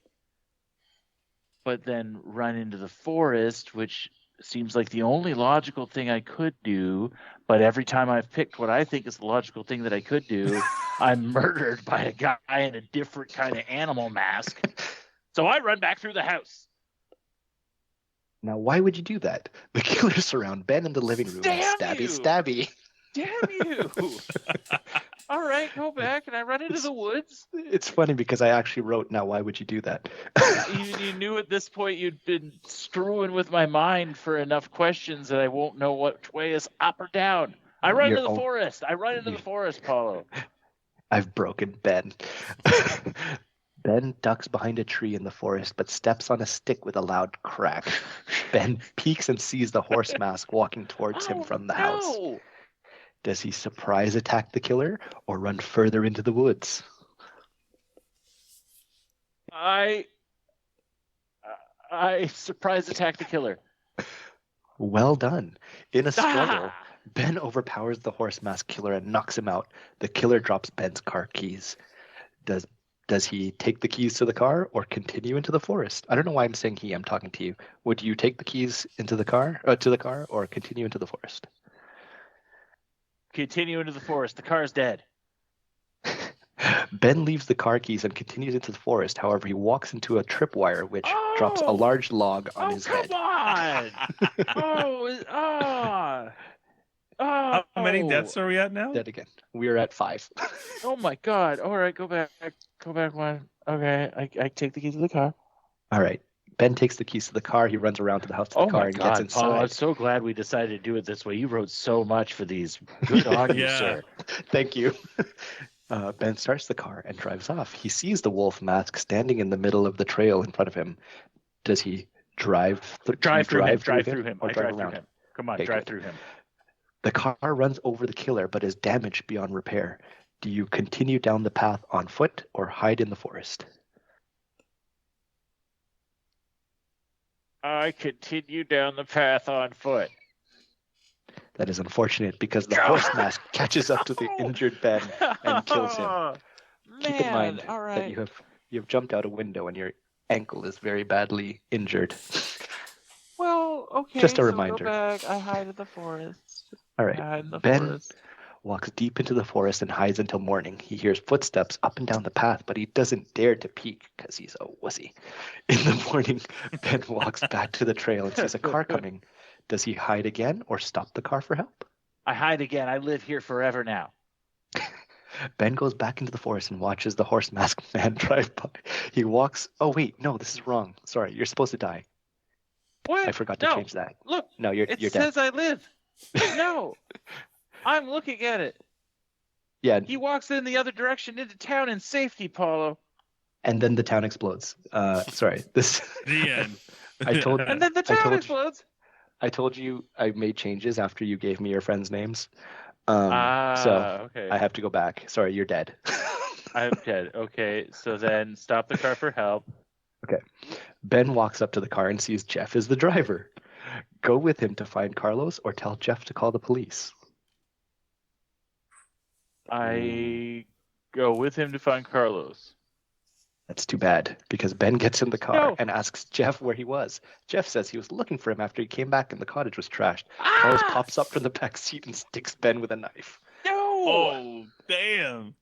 Okay, go back one. Wow. Oh my God. Tell Jeff to call the police. Tell Jeff to call the police. Ben tells Jeff to call the police and Jeff takes out his phone. How did you get your phone back? Or Okay, surprise you attack. Surprise attack. Surprise attack. Surprise attack. Ben grabs Jeff and pulls him through the driver's side window with a stomp for good measure. Jeff drops the phone and a gun. Does Ben grab the phone to call for help, or does he grab the gun? Grab the gun. Ben grabs the gun as Carlos pops out of the back seat with a knife. Do you ask him his motive or shoot? Shoot. I shoot. Ben shoots Carlos as Jeff jumps up again with his knife. Ben shoots Jeff and then drives off into the sunset. Congratulations! Yay! Oh You my God, made I it. win. How many times did I get killed? You died 8 times. Of a possible how many? Like I, 10? there's quite a bit. 1, 2, 3, 4, 5, 6, 7, 8, 9, 10, 11, 12, 13, 14. 14. Okay, all right. Not bad. That's. High- I thought it was way worse than that. No, I mean it's a high percentage, but Yeah, you said it was 10 out of 14. How many? you didn't know what to expect. Also, I'll remove one death because I messed up the story. So, Okay, gift for you. good. I think I'm going to need that. So, but Um, we'll see. it also evens out because the other 2 stories I think have more choices in them. I didn't make it the same because I got carried away with some. And, Yes. that's okay. why I also picked you to go first because you were at a disadvantage already. So evens out a little bit. Oh, Now perfect. everyone else knows what to expect. Gotcha. Cool. Would anyone like to volunteer to go next?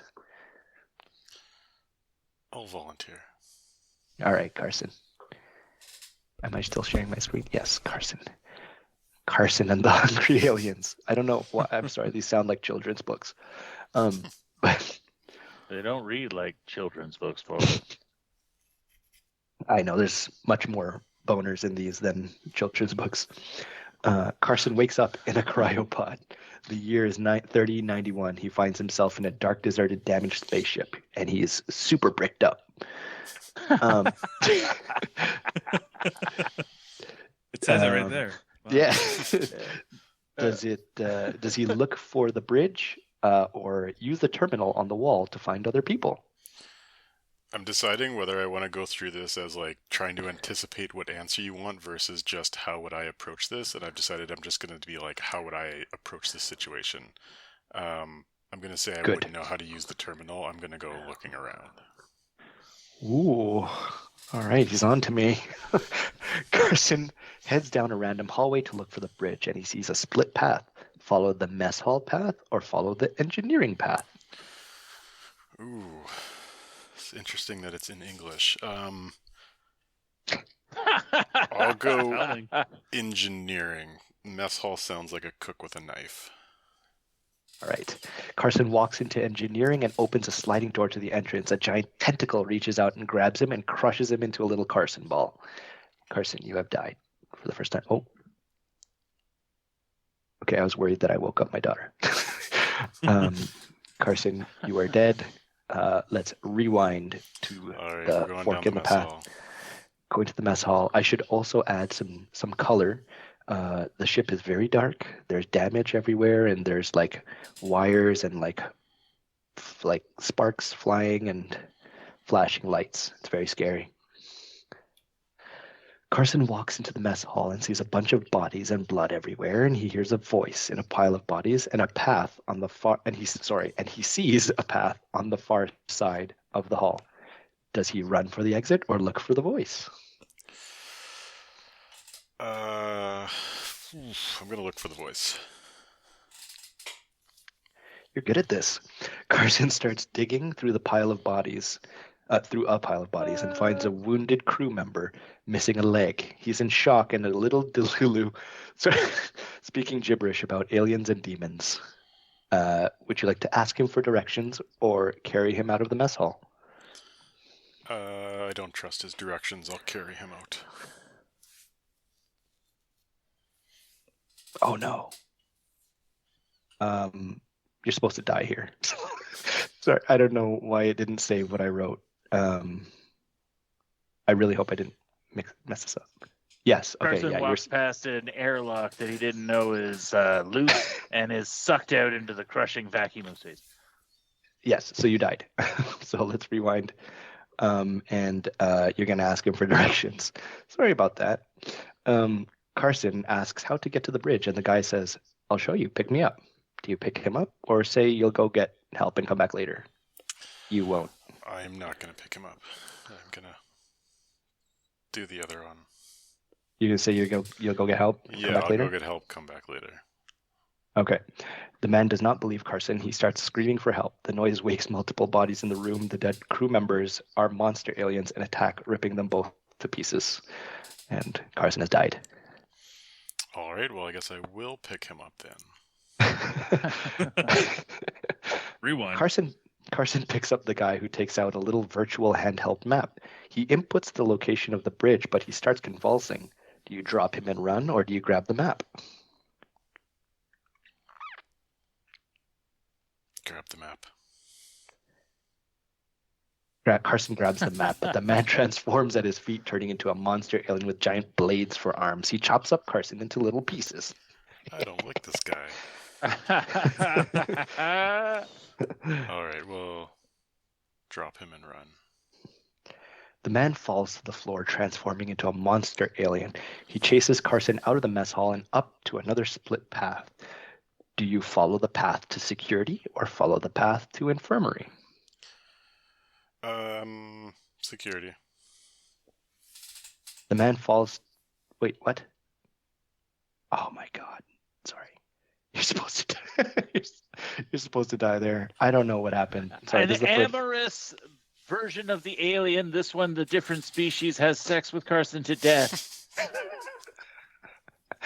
That's exactly what happens. Carson. Yeah. All Sorry, right, you're going to the going infirmary. to the infirmary instead. Carson turns the corner and runs to the infirmary, which is filled with more bodies, but even more aliens who have not seen him yet. Does he play dead or run through to the doctor's office? I feel like part of me wants to run, but now I'm starting to try to game it, and I think you want me to play dead here, so I'm going to play dead. I want you to die.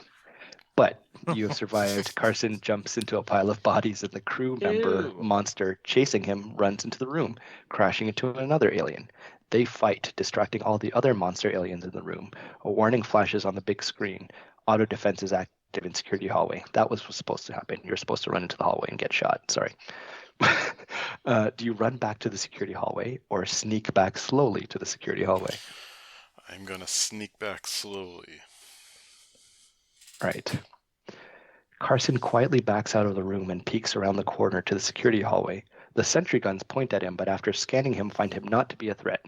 Carson enters the security office. There is an airlock where Carson can see another ship preparing to dock and a ladder to an air duct.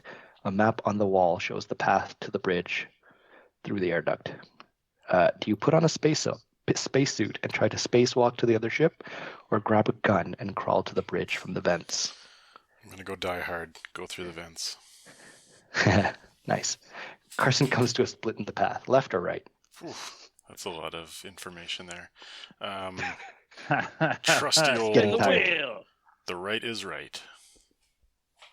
It is indeed. Carson turns right and crawls right into the bridge, where the surviving members of the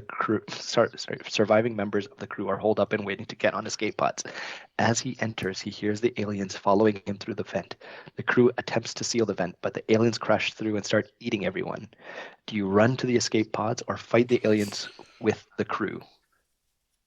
How dare you lead the aliens to them, by the way? Screw those guys. I'm gonna go to the escape pods. Ooh, I knew you would pick that one. Carson runs as the unarmed crew gets eaten. He climbs into the last escape pod and shuts the door, turning to find 3 crew members transforming inside. They eat him as they fly into space. Rewind. Right, we'll put up a fight. I purposely picked that because when we did the serial killer escape room, you tried to ditch us, and that resulted in your death. In all of our deaths, actually. This was for a work event a long time ago. Oh, no way. You really held on to that a long time.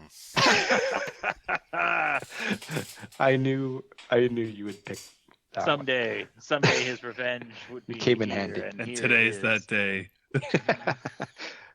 Carson starts shooting the aliens, buying time for the crew to escape, while the other crew members use sticks and chairs to help. The door to the bridge explodes, and a squad of Space Marines enter, killing the remaining aliens and evacuating Carson and the crew to their ship. Congratulations, Carson. You have survived. How many?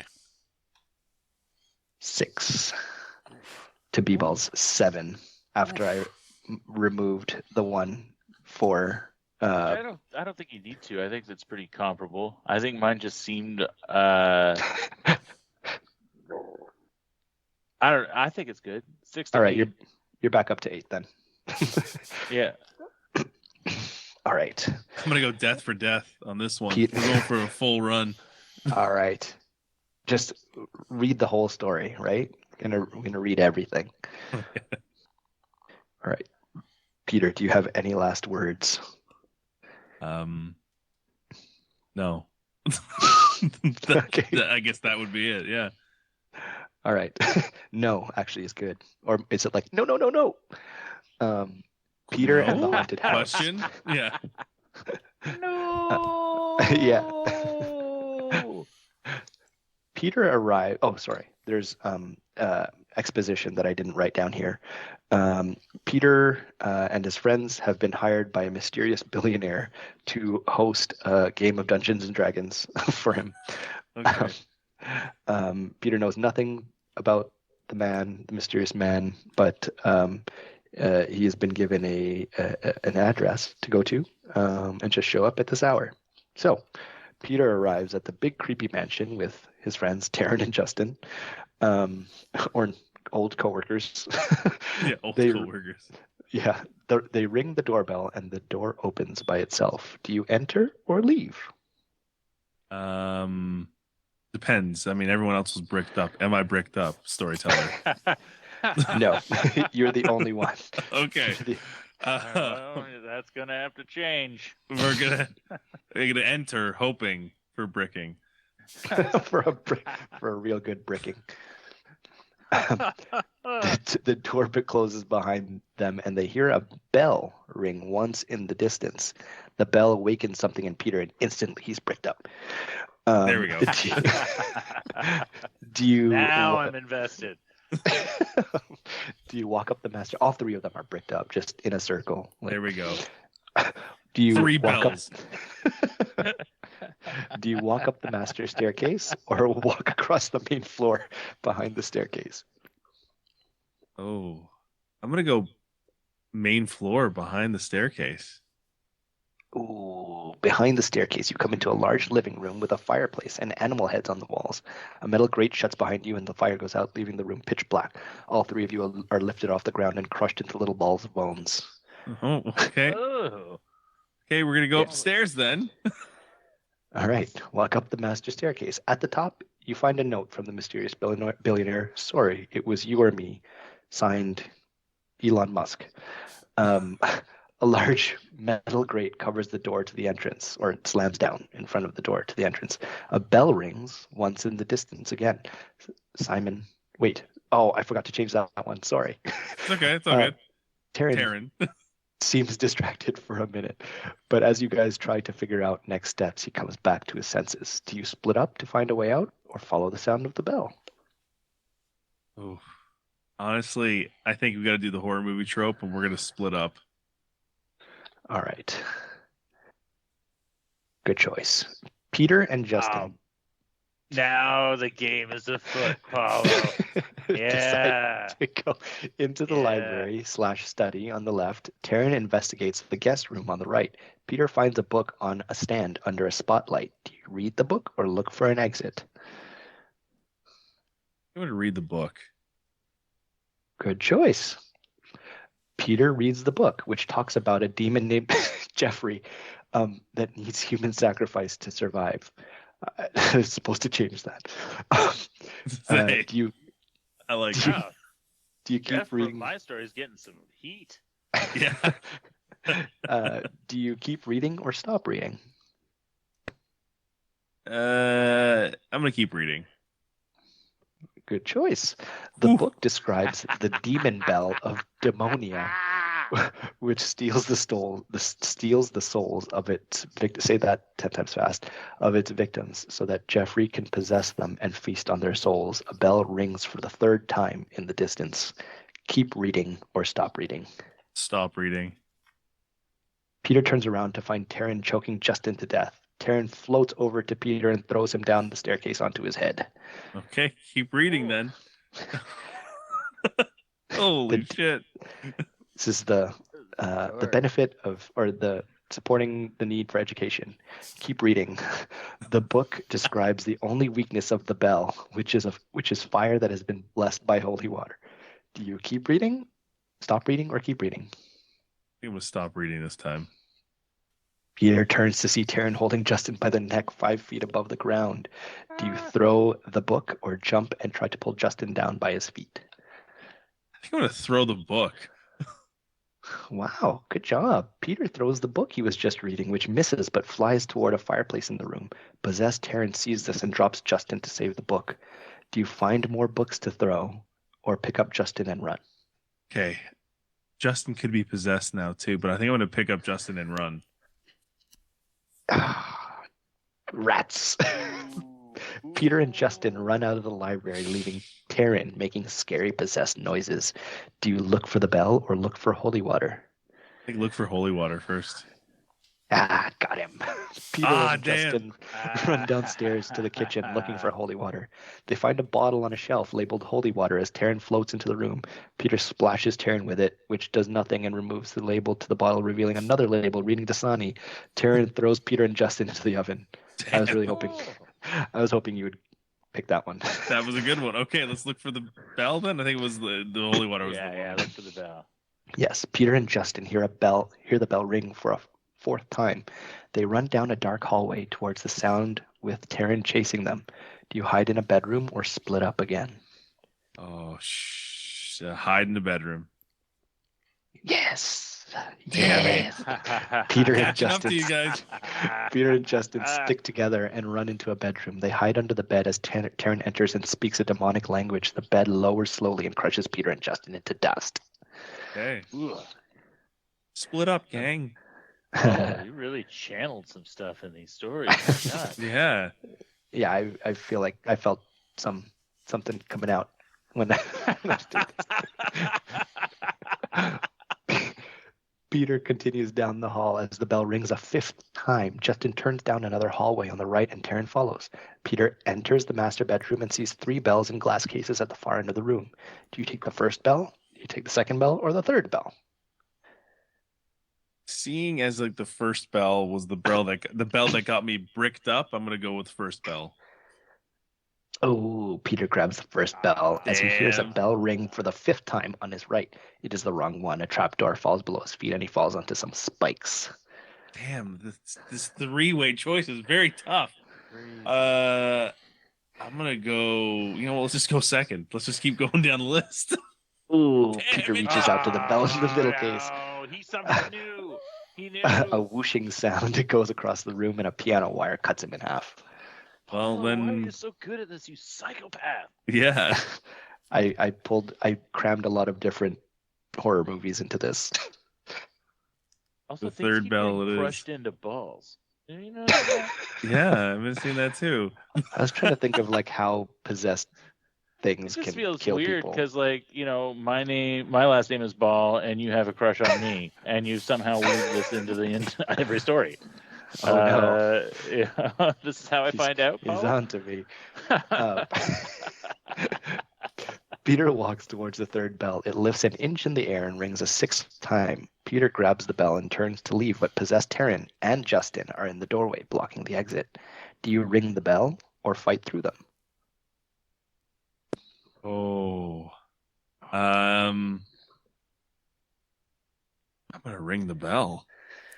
Good choice. Peter rings the bell and Taryn and Justin back away into the darkness. Peter hears a creepy voice in his ear whispering a different language. Do you run into the study or look for holy water? Now, I've been fooled before with the holy water, so I'm gonna run into the study. Fuck. Sorry. Everyone had to have one. Sorry. Peter runs into It's the so study. good.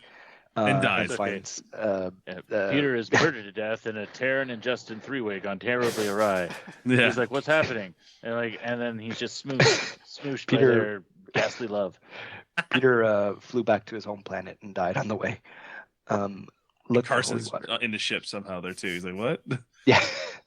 Peter runs into the bathroom and finds a sink and some disposable cups. On a shelf above the toilet is a Bible.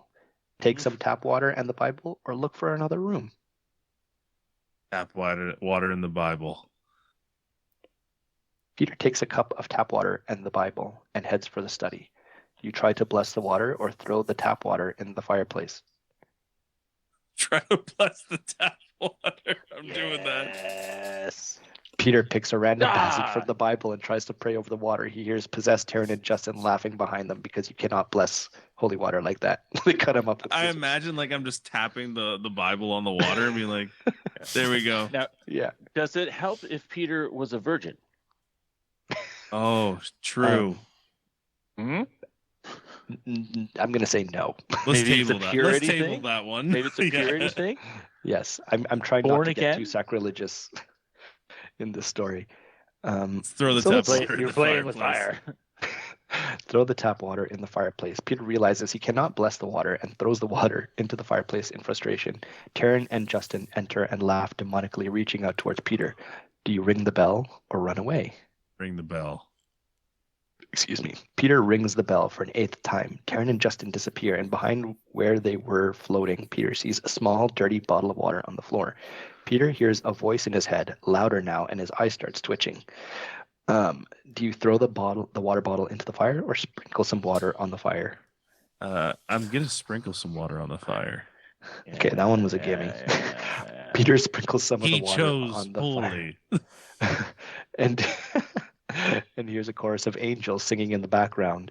Taryn and Justin reappear, howling demonically, and fly towards him. Do you ring the bell or throw the bell in the fire? I'll throw the bell in the fire.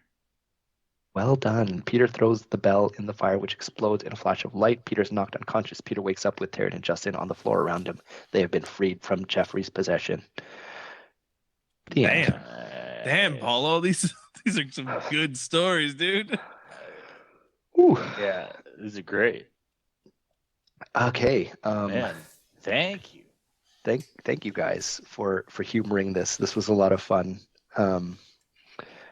So the final score. Ben with 8 deaths in third Yeah. place. Yeah. And in second place with 7 deaths is Peter. Carson wins with 6 deaths. Oh, let's go, Carson. Well done, Carson. Good I'm for Well glad done, I dude. get top billing on my own podcast, but I also feel like I'm the real loser now that everyone knows that I'm someone that runs away from their friends in deadly scenarios. You're just honest with yourself, man. Come on. I mean, it's what you should do realistically, but I used it against you this time. Oh man, that was a lot of fun to write. A lot of I'm fun. glad. I hope it plays as well as as the experience was. That was a neat app, though. I think we should kind of mention that in our post So that was Yeah. cool. Yeah, I'm definitely gonna use it for something Very for neat. sure. Yeah. It's very, For very sure. cool and a lot of I fun. was surprised with how easy it was to use, even though I screwed it up like 6 times. Cool. That's fine. You did it pretty quick. Come on. Yeah, I mean, I won't say how many work days I used to put this together. We're good. Just kidding. Totally Of course. joke. We're all Just having kidding, fun. everyone. We're all is laughing. fictional. It's all jokes. All right, well, we will end off this episode, as we mentioned at the beginning, with everyone recommending a somewhat obscure or lesser-known horror movie. While I give you guys a second to think about yours, I'll go with mine. So I'm going to start with a French movie, just because I know Paulo would hate something French. But I think you would actually like this movie. So I'm going with a movie called Time Crimes. And I guess I'll ask first, has anyone heard of the movie Time Crimes? No. No. I don't want to ruin too much about it because it's one that's good on, like, it's about twists. It's a horror movie that's based on like surprises and mysteries and stuff like that. But it has very creepy visuals. I think if you Google like just the poster, they have the main villain who's just like, I don't know if a still visual would do justice for it or like the way that they leverage a character just being creepy. But it's more of a, I would say slightly sci-fi, as the name indicates. There's a little bit of like time element to it, of just more creepy, less horror, but with like a little bit of violence and a little bit of horror. So it's kind of more, definitely not an action horror movie, more of a suspense one. I watched it like 15 years ago. I really liked it. I don't remember most of the story now. I just remember really liking the visuals and the general vibe of it. So if you are into suspense horror movies, Time Crimes is a one that I'm going to recommend. How about Peter? You go next. Okay, so this is a tough one, and these are ones I recently found that I was like, these are like hidden gems. But first one is a John Landis movie from like 1992 that flew very far under the radar. It's called Innocent Blood, and it's got like people like Don Rickles and stuff in it. But the idea is it's a horror comedy. It's a French vampire, so linking the French stuff, comes over to Pittsburgh in the middle of a gang war and is fighting crime by going after gangsters. She'll only have the blood of criminals. The actual visual effects in this are amazing. There's a one scene specifically with Don Rickles' character in a hospital. That's all I'll say. And for 1992, you don't know how they made this prosthetic and everything, and it was amazing. And then I had a second one that I saw, and this one's a little bit more serious. If you kind of want like something in a little darker realm, it's The Serpent and the Rainbow, which is with young Bill Pullman, and that's with Wes Craven. And it might not play as well in kind of the current situation, but it's a modern like zombie voodoo movie. Modern for the times, 1988. Like have you anyone ever heard of those ones or no? Nope. I have not heard of either. No. There you go. Thank you. Ben, you want to go next? Yeah, I've got two relatively deep B movie cuts. One is the movie Dead and Breakfast, which you may or may not be familiar with, but it's a B movie. It's got a supporting role in it with Diedrich Bader of the Drew Carey Show.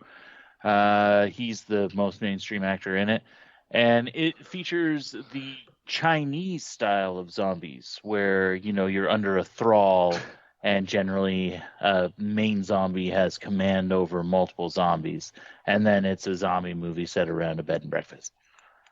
So would recommend, lots of gore in it. And then the other one, these are all kind of absurd. This one's extremely B movie. The next one, like very, very weird, Frankenhooker. Oh, dude, yeah, I've seen that one. It's Yes. so schlocky, but it's awesome. It is so schlocky. It's absurd. basically, well, I don't want to spoil it, but a scientist accidentally murders his girlfriend or possibly fiance with a remote control lawnmower, and needs to figure out, tries to get her back, and somehow that involves prostitutes and super crack. Super That crack. Yes, that makes them explode, and then he harvests the body parts so that he can rebuild his girlfriend. Unfortunately, he's reassembled his girlfriend with hooker parts, so it's a Frankenhooker. Anyway, it will not change the world. Do not expect it to be like an all-around great movie, but parts of it are certainly something you might want to see before you die, because it's weird as heck. It's A got- really good hungover movie, or Yeah. like almost about to go to sleep after the bar kind of movie. It's got like some, like, I want to say the Fly-esque vibes in some Yeah. scenes. Yeah, like it reminds me in spirit of like a Reanimator kind of like grossness. But yeah, those are the two recos: Dead and Breakfast and Frankenhooker, if we're talking about weirdo obscure horror. Okay, Alright. cool. Paolo, These you are want to end all us off here? Yeah, I mean, I should have gone first because these are all really cool, and mine is like the most basic out of everyone's. It's gonna be very on brand for me. It's just a pretty standard slasher, but there's a meta element to it. It's called The Final Girls. I don't know if anyone has seen this. Yeah, No. yeah, it's a good one. Yeah. Okay. Yeah, it's I honestly I couldn't think of anything else, but that I haven't talked about already on the podcast. But essentially, it's these teens get trapped in a horror movie, which happens to be the starring role of one of the girls' mothers who passed away. And they just have to find a way to navigate this horror movie without dying to escape. So they're like talking about the different tropes, like, oh, you can't be slutty because then you'll die, and stuff like that. And then one of the girls, it's really funny. One of the girls happens to be like super slutty, and she just can't help herself. So they're like. They're like covering her up with like pillows and oven mitts so that she doesn't take her clothes off. But yeah, that's it's a fun like pretty it's a mashed potatoes movie, comfort watch for me. Awesome. Yeah. Yeah, the cast looks amazing. Oh yeah. It's actually like there's I don't know. There's a bunch of people that aren't like super famous, but you'll recognize faces in them. In it, sorry. I think the most famous person in it is, I don't know, it's a toss-up between Nina Dobrev, who I don't really know, but I feel like she's the most mainstream, or like Adam Devine. Yeah. Malin Ackerman is in it. Well, yes, she is too, but I feel like she's not as, I don't know, she's super popular. Yeah, she's in The Hunting Wives. She What? was in Watchmen. She's yes, I know she's a from that, huge yeah. deal. Yeah, no, she was in The Hunting Wives. It's a big deal. Honestly, watch it with your girlfriends, dudes. Okay. Watch it Should I with tell them. my wife that I'm watching Yeah, it with my I'm, girlfriend? I think she's watching. Right, our wives. Sorry, my bad. No, watch it with your wives, guys. It's a great. It's great and very popular. Yeah, check it out. I know it's a movie podcast, but TV podcast. There's some interesting stuff going on in The Hunting Wives. And yeah, lots of like Southern intrigue, infighting, and they're kind of like Real Housewives, but also they get down. And it's Nice. rad, and there's a lot of like murder mystery around it too. So there's kind of a horror element. It centers around a crime mystery. Nice try to bring it back to the horror. Yeah, you're welcome. There you go. Yeah, circling it back. Very Can't cool. believe you're like, oh, I think the most popular person on this is Nina Dobrev. She was in a Fast and Furious. No, she was in. Wait, like a Triple You're X movie? embarrassing yourself. Whatever. It's not for me. It's for the plebs. Oh, Just kidding. We love all our listeners. um, This is the villain arc late in the podcast series. Paulo Yeah, turns on the fans. my psychopath tendencies are coming out all because of that one game. Anyways, this is the launching pad. yeah. Any final thoughts on the night, on the horror things, on in general? Well, I will just say that, Paulo, I think you've missed your calling in a choose your own adventure novella space, because that was a lot of fun. I really enjoyed that. And I'm happy that everyone is so stoked on Evil Dead and of the Dead movies as I am. I was happy that there was a lot of consensus on that I didn't necessarily expect, and surprised at the general love of Scream. For me, Actually, Paulo. it was just me. Yeah, I know. I'm surprised. That was by my you. big surprise. Yeah, yeah. No, you're like, I love Scream. You're all bricked up about it. And... Bricked up about horror. That's the tagline. Yeah. Gets the people going. Yeah. All right. Well, I don't know. That's me, Peter. What did you think about it, man? I'm surprised. I'll be honest. Like Jaws didn't get ranked higher from y'all. But hey, listen, this is what the beauty of horror is. Everyone's got their own little, like, their own things. But also I did feel a sense of camaraderie when we were talking about Evil Dead, because I was in my friend group, everyone thought like Evil Dead's like the most cheesy, boring, like kiddie thing. I'm like, no, it's beautiful. You got to look past it all, my man. Come on. they got to listen. They got to listen to. They don't listen. They don't. But yeah, I mean, sorry, they don't listen to me, but they're gonna listen to this. I'll make them know. All right. Glad you guys just blocked it out of your minds that I was talking shit about Evil Dead and just pretended that you guys all agree with it. But... I mean, why did you rank it again? I thought I gave it like a C minus. I was not. Yeah, but that's Oh, a really in my good. head, That's you a really said good A. rating from you. In my head, you said A. I definitely heard B something. Yeah, something. I will Also say good. I'm looking forward to not watching horror movies. Just the fact that I made it this far in my life without watching Scream and Evil Dead will tell you how much the horror genre means to me. So as we approach the Christmas season, get more into those happy vibe movies. Yes.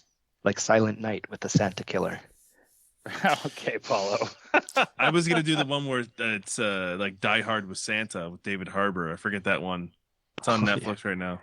I think that's Yes. Silent Night. Is that not Silent Night? No. There's What's probably the two David different Silent Harbour one? Nights. They are Yeah, now Violent Night. remaking Violent Night. Violent Night. Yes. Which I think they're also remaking Silent Night, Deadly Night for this year, which is a franchise of like random Christmas horror movies, which is oddly enough a thing that is like with all the soft reboot IP world that we're in, like they're now getting into B movie soft reboots. Like there's a Deathstalker reboot coming out this year. Now there's Silent Night, Deadly Night. Like Toxic Avenger. yeah. Yeah. They Although I just think rebooted that one's a little more well known, but it's like they've gotten past the A franchises and they're digging out the other stuff now.